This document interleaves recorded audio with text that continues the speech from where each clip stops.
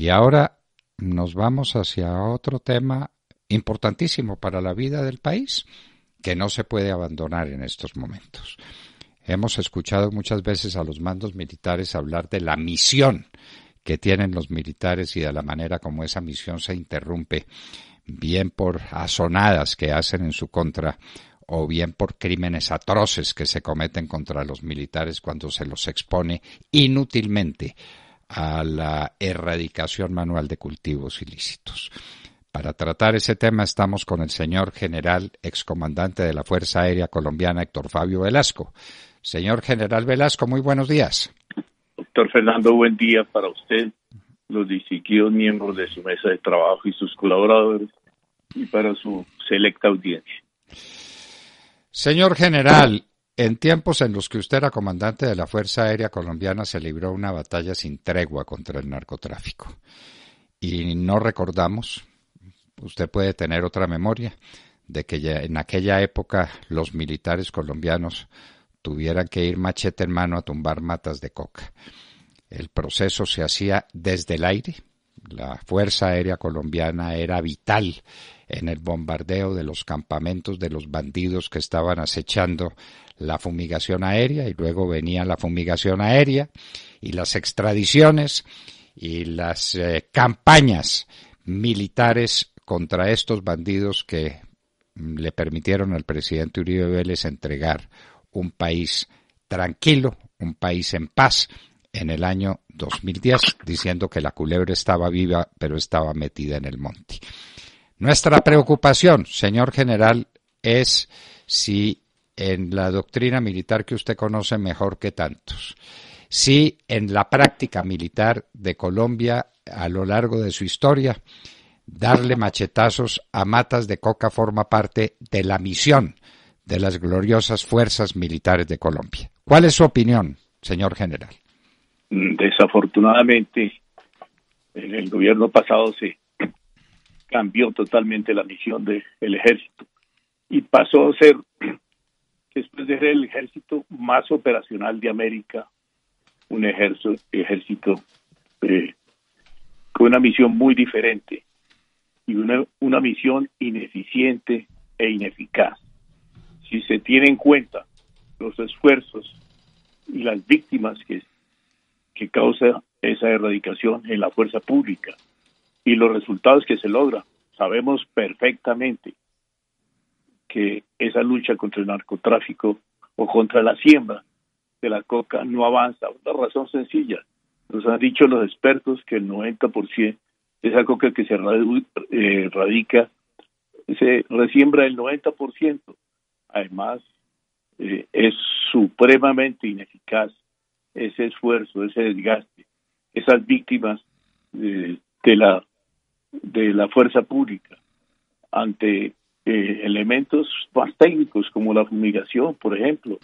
Hoy en día, con helicópteros que ya están operan en Europa, logramos reducir, en primer lugar, la concentración. Se puede reducir la concentración del glifosato, porque como se lanza a una altura más baja, a menos velocidad, y con el flujo del rotor principal del helicóptero, eso va y penetra más en la mata de coca, pues se requiere menos esfuerzo. Además, en eficiencia, ni para qué decirlo. Un helicóptero de esos puede tranquilamente fumigar unas 50 hectáreas en un día. ¿Cuántas hectáreas podemos erradicar con estos hombres ahí expuestos a lo que se exponen, a las minas quebrapatas, a los disparos de los bandidos, de los mismos narcobandoleros y todos los que auspician la coca? Eso es insólito. Es insólito que el ejército nuestro lo hayan convertido en lo que es actualmente. Señor general, ¿usted recuerda la época en cuando usted era comandante de la Fuerza Aérea Colombiana? Se procedía a la fumigación aérea con glifosato. ¿Usted recuerda que hubiera habido muertos por el glifosato, bien de los pilotos que conducían los aviones o bien de la población, que dicen ahora que a toda le da cáncer? ¿Usted tiene algún recuerdo de bajas, de tragedias que se hubieran producido con la fumigación aérea? Recuerdo que sí hicieron algunos intentos por atacar a esas aeronaves, pero para eso precisamente, y para eso sí estaba la policía y el ejército, ¿no? Y se hacía con mucha efectividad. Además hay que tener en cuenta que en cumplimiento de la Constitución, nosotros, la Fuerza Aérea, pues logró cerrarles todas las vías del narcotráfico por el Atlántico. Entonces recurrieron a sacarlo por Venezuela, y cuando les cerró por allí, entonces recurrieron a sacarlo de la zona de extensión hacia el Pacífico. También se les cerró, se les redujo. ¿Aló? Sí, doctor. Sí. Entonces se le cerró por el Atlántico, se le cerró por la frontera con Venezuela, se le cerró por el Pacífico y pues se quedaron sin posibilidades de comunicación con el resto del mundo. Mientras, hay que destacarlo, mientras que tenían un problema para enfrentar la fumigación aérea, que eran ustedes, los de la Fuerza Aérea Colombiana, porque sabían que cualquier movimiento de gente, de bandidos de estos, armados en esa zona, traería un bombardeo de la Fuerza Aérea Colombiana que no iban a poder resistir. Ustedes garantizaron la eficacia de esas erradicaciones que llevaron las plantaciones de coca de 140.000 hectáreas a 48.000. ¿Lo recuerda bien, general? Lo recuerdo muy bien, y recuerdo también las reuniones, ustedes recordarán, entre esquinas, donde los colonos acusaban a la FARC de obligarlos, y lo niegan hoy en día, descaradamente, obligarlos a sembrar coca, a cambiar sus cultivos. Y es que, doctor, yo no entiendo la Corte Constitucional. Sería bueno que los expertos les plantearan una estadística de las víctimas, los jóvenes de esta generación actual, colombianos que mueren víctimas de la coca, los que quedan lisiados para siempre porque no logran superarla, los miembros de la fuerza pública que mueren ahí, el daño al ecosistema, a la fauna directamente y a la flora, el daño al ambiente, ya que se está destruyendo el pulmón del mundo, que es la Amazonía, ¿sí? Y también se contribuye en esta forma. Eso es lo que está ocurriendo, son unos daños irreparables al ambiente, ¿sí? Todos los días oye usted por las noticias la muerte de líderes sociales y le echan la culpa al gobierno que no hace nada. Esto es producto de la coca, el crimen producido y los asesinatos por los narcotraficantes, entre ellos en sus venganzas personales, y las víctimas de los drogadictos. Que el daño es muy grande para la nación. Yo no sé cómo no se cuantifica eso, y que me muestren a mí cuáles son las víctimas de la fumigación.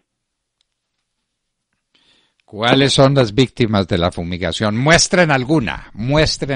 Esto lo vienen discutiendo desde la época en que con el presidente Uribe adelantábamos las fumigaciones aéreas. Es que los daños que están causando, muestren un enfermo.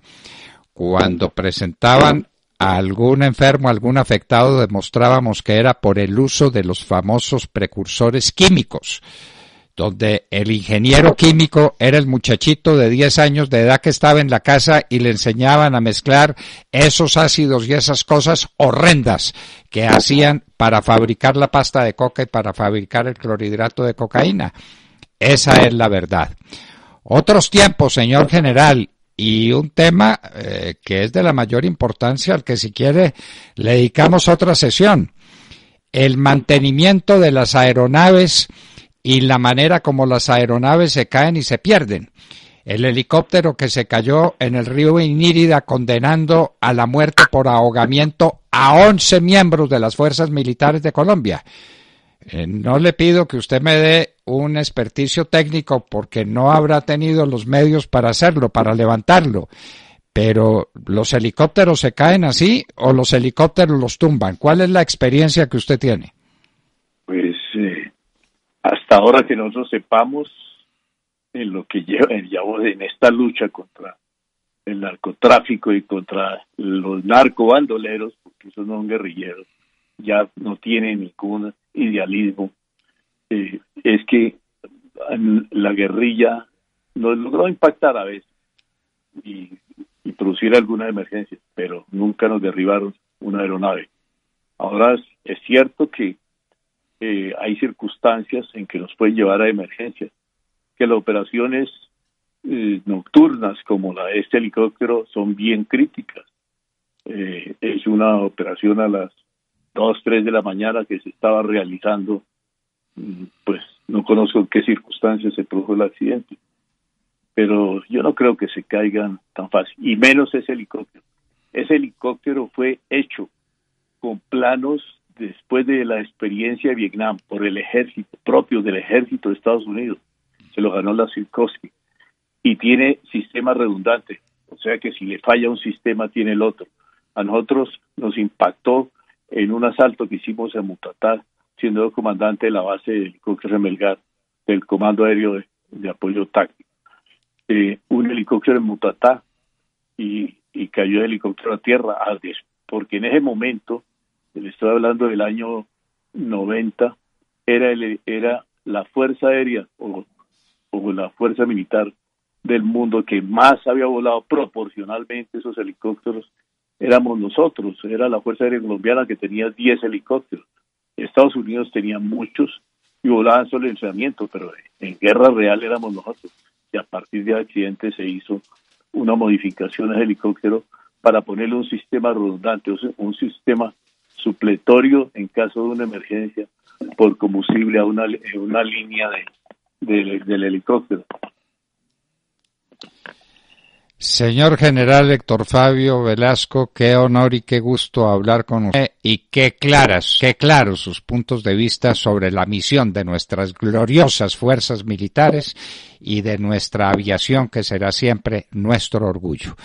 Señor General Héctor Fabio Velasco, un abrazo muy estrecho y muchas gracias por estar en la hora de la verdad. Lo mismo para usted y para sus colaboradores, doctor Londoño, el honor y el deleite es para mí, doctor. Buen día. Héctor Fabio Velasco, comandante de la Fuerza Aérea Colombiana. Él vivió tan de cerca todos estos acontecimientos. Él dirigió la modernización de la Fuerza Aérea Colombiana hasta los niveles en que hoy las encontramos. Él combatió duramente batallas casi increíbles, de valor, de osadía de nuestros aviadores, y ahora se queja de que no se utilice la aviación, la Fuerza Aérea, sino que se utilice gente con machete para hacer esta cosa estúpida que es la erradicación manual de los cultivos ilícitos.